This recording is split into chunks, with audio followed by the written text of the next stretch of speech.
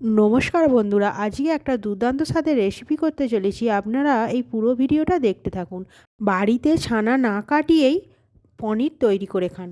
দুধ না নিয়ে কিভাবে আমি পনির বানাই পুরো ভিডিওটা দেখুন, তাহলেই বুঝতে পারবেন।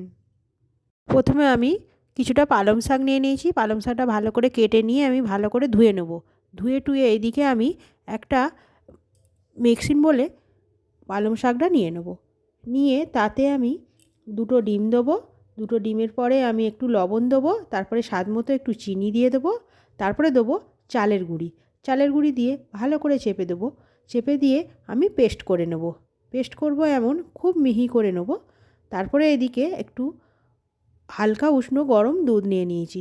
দুধটার ওপরে আর একটু চালের গুঁড়ি দিয়ে দেবো। চালের গুঁড়িটা দিয়ে ভালো করে গুলিয়ে নেব। গুলিয়ে নিয়ে সেই যে পেস্ট, পালং শাকের যে পেস্টটা রেখেছিলাম, তার মধ্যে ওই দুধ আর চালের গুঁড়িটা ঢেলে দেবো। তারপরে আমি পালং শাকের পেস্টটার মধ্যে একটু রিফাইন তেল দিয়ে দেবো। রিফাইন তেল দিয়ে ভালো করে আবারও গুলিয়ে নেবো। তারপরে এইদিকে একটা আমি হাঁড়ি বসিয়ে দিয়েছি। হাঁড়িটার ভেতরে একটু জল দিয়ে দেবো। জলটা ভালো করে গরম হয়ে গেলে তাতে আমি একটা ফুটো করা একটা ঝাঁঝরি বসিয়ে দেবো। ঝাঁঝরিটার ওপরে আমি একটা, যেরকম সাইজের থালা আপনাদের থাকবে সেরকম সাইজের থালায় আমি একটা তেল বুলিয়ে নেবো। তেলটা বুলিয়ে ওই যে পেস্ট করে রেখেছিলাম পালং শাকের, সেইটা আমি ঢেলে দেবো। ঢেলে দিয়ে ওই ঝাঁঝরিটার মধ্যে বসিয়ে দেবো। বসিয়ে দিয়ে ভালো করে চাপা দিয়ে দেবো। চাপা দিয়ে আমি অন্তত 40 মিনিট ওটা জলের ভাপটাতে করে নেব, ভাপিয়ে নেব। ভাপিয়ে নিয়ে আমি একটু ঠান্ডা করে তারপর একটা থালায় ছুরি করে আস্তে আস্তে ধারগুলো কেটে কেটে নিয়ে ঢেলে দেবো। ঢেলে দিয়ে আমি এদিকে পনিরের শেপ করে কেটে নেব। দেখুন বন্ধুরা, কতটা সুন্দর হয়েছে এই পনিরটা, যেন মনে হবে একদম ছানা কাটিয়ে পনির তৈরি করেছি। এইটা তো পালং শাক দিয়ে পনির তৈরি করেছি, তাই স্বাস্থ্যের পক্ষে খুব উপকার। তারপরে আমি পনিরগুলো তেলে ছেড়ে উল্টে পাল্টে ভেজে নেব। দেখুন বন্ধুরা, পনিরগুলো এইরকম করে আমি ভেজে নিয়েছি, ভেজে তুলে রেখেছি। তুলে রেখে এই দিকে আমি আবার কড়ার ওপরে সেই তেলটাতেই আমি 5 ফোড়ন, কাঁচা লঙ্কা দিয়ে আদা বাটা, জিরে বাটাটা দিয়ে দেবো। দিয়ে ভালো করে নেড়ে নেব।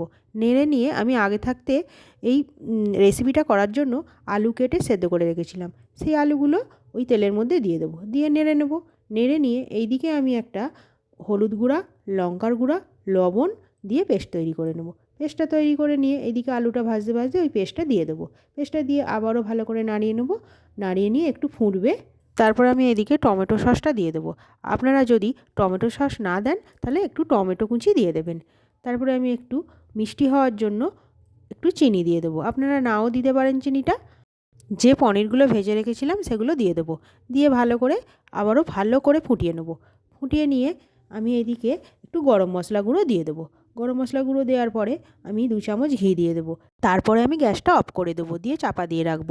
তাহলেই আমার পালং পনির রেসিপি রেডি। যদি আমার চ্যানেলে নতুন বন্ধু এসে থাকেন, আমার চ্যানেলটিকে লাইক ও সাবস্ক্রাইব করে দেওয়ার অনুরোধ রইল। পাশে থাকবেন, সুস্থ থাকবেন, ভালো থাকবেন। আবার দেখা হবে পরের ভিডিওয়। টাটা।